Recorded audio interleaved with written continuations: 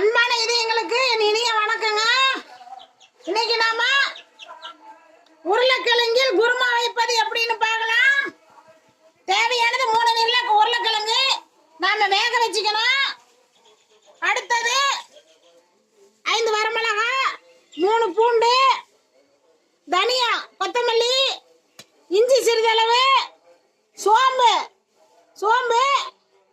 கருவேப்பிலை, இது எல்லாம் இளம் வறுப்பாக வறுத்துக்கணும். எண்ணெய் சேர்த்து இளம் வறுப்பா வறுத்துக்கணும். அத்துடன் தேங்காய் ஒரு மூடி சேர்த்து நைஸாக அரைச்சிக்கணுங்க.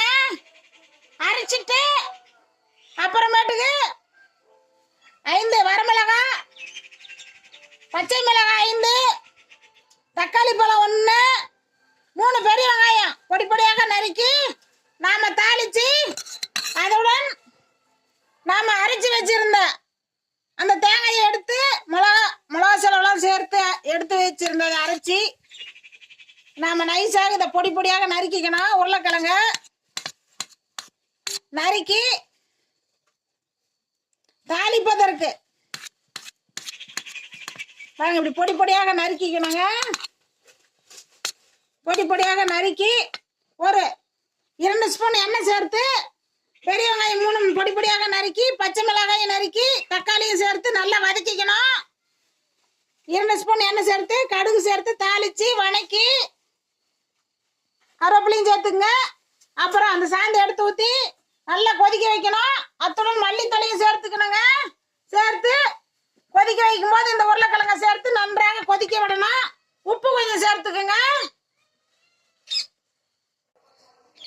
பாருங்க, குருமா குழம்பு ரெடி ஆயிருச்சு. உருளைக்கிழங்கு குருமா. இதை நம்ம தோசை, இட்லி, பூரி, சப்பாத்தி எல்லாத்துக்குமே சேர்த்துக்கலாங்க. எல்லாத்துக்கும் சேர்த்துக்கலாம். நாம சாப்பாட்டுக்கு தேவைன்னா லைட்டா புளி கொஞ்சம் கடலை சேர்த்துக்கிட்டீங்கன்னா சாப்பாட்டுக்கு செமையா இருக்கும். ரொம்ப சுவையாகவும் இருக்கும். காலையில வச்சோம்னா ஈவினிங் வரைக்கும் இருக்குங்க குழம்பு. தோசை சாஃப்டான தோசைங்க, நல்லா சூப்பரா இருக்கும். மிருதுவான தோசை சாப்பிடலாங்க, அருமையா இருக்கும்.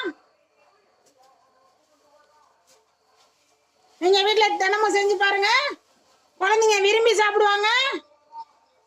மேல விவரங்களுக்கு ஈஸ்வரியின் 4 மூலிகை